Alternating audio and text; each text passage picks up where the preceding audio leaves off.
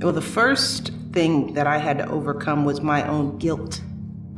Because when you spend so much time and money, in my case, taking out student loans, I came out of law school with a lot of debt. The notion that I wouldn't want to invest financially to recoup that, that initial investment was a struggle for me, especially growing up as a working class kid.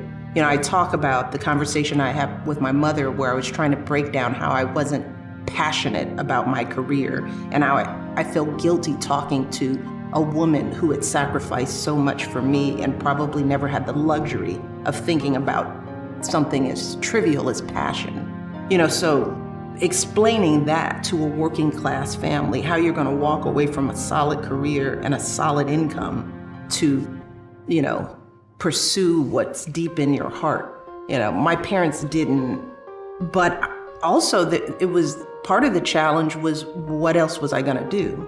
That's part, I describe myself as a box checker because that's how we teach kids. It's like there's a path, you pick a career when you're 7, you study that career in elementary school, you go to college, you get a major, and life choices are not that orderly, but that's how we train kids, and I was right on that path, and I knew how to achieve, I knew how to get A's and how to get to the next level, but no one taught me how to dig deep inside my soul and figure out what I cared about.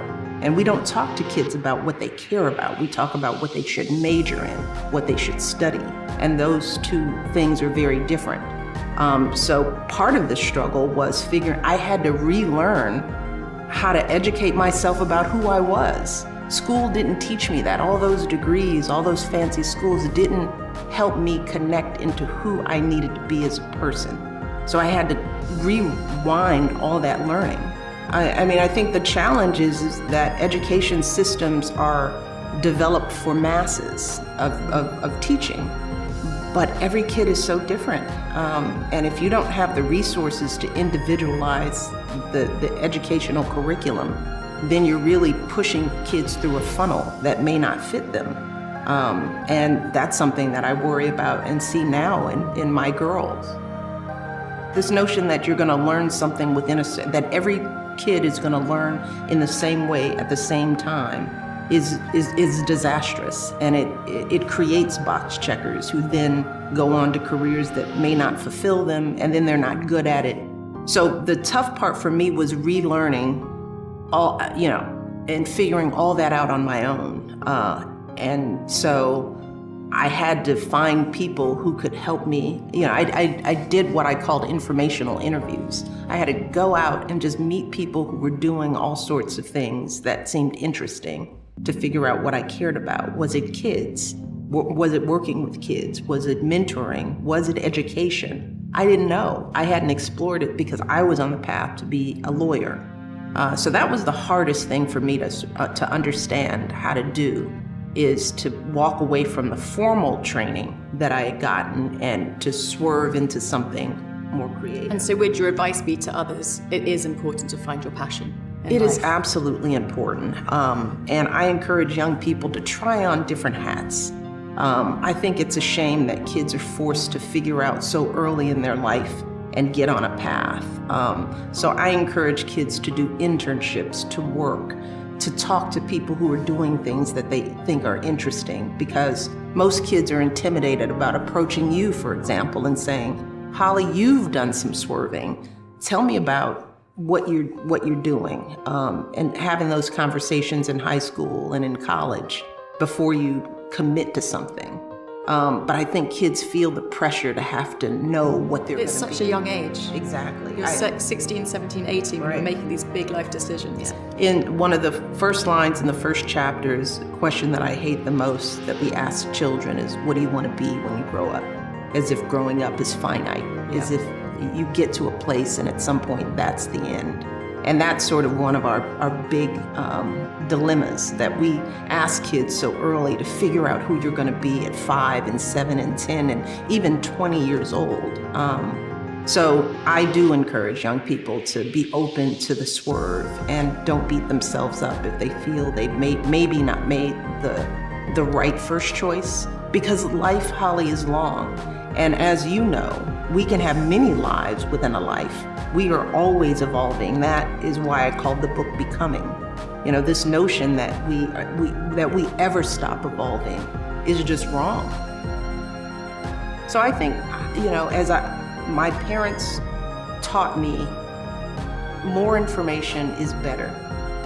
Giving young people the truth helps them in the long run. So I felt like I had to share my truth, and it wasn't a difficult thing for me to share. Anybody who meets me, I would have the same conversation.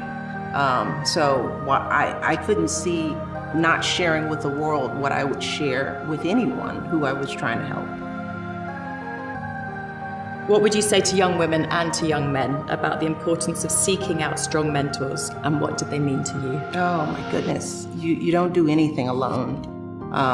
And I think a lot of young people think that they look at people like us and think, you just magically appeared, you became, and there you are. And it's like, no, I always looked ahead of me at the women primarily who were doing the things that I wanted to do. I talk a lot about Valerie Jarrett, for example, who has worked in our administration, but I met her very early on before Barack and I even got married. And she, for me, was one of the first examples of a strong professional woman who was a single parent, who was doing a phenomenal job as a mother and was just a boss at work. And watching her balance that and not losing herself in either role. I talk about how I'd sit in a meeting with her and she'd be in the midst of, business leaders sitting around the table, the mayor on the phone, and her secretary would call and say her daughter had just got home from school and wanted to talk, and she turned herself off in a second because she said, I will always make time for my daughter, So I saw how important it was that even in the height of your career, putting your kids first was important. And that helped me sort of think about how I wanted the White House experience to feel for my daughters. That's why we, in so many instances, we would stop our day, no matter what was going on, and give that time to the kids because we wanted them to feel like they were at the center of everything, even when their mom and dad were some of the most powerful people in the world. So I wouldn't have known that example was possible had I not looked ahead at the women who were my mentors. I think a lot of women, we're afraid to just put our cards on the table and say, this is what I'm worth. This is what I need to make this happen. I can do this. But if you don't, these are my top 3 things, I would have never had the courage to do it. And I think many women sit on their talents and their gifts because they're afraid to make that ask. Sometimes we're too polite in the professional world. And many women don't have the luxury or the leverage to make the kind of demands that I did, because I had the option of staying home because my husband brought in enough income that it would be tough, but it wouldn't have been impossible. And I absolutely realized that I was lucky to be able to walk in that office and make those demands. People just don't get the credit that they need. People are juggling and managing to keep things afloat all the time. So we just haven't labeled it properly. It's happening and people aren't getting the credit for doing it. But if you work and have kids, you're doing something flexible in there to make that happen. We just need to label it.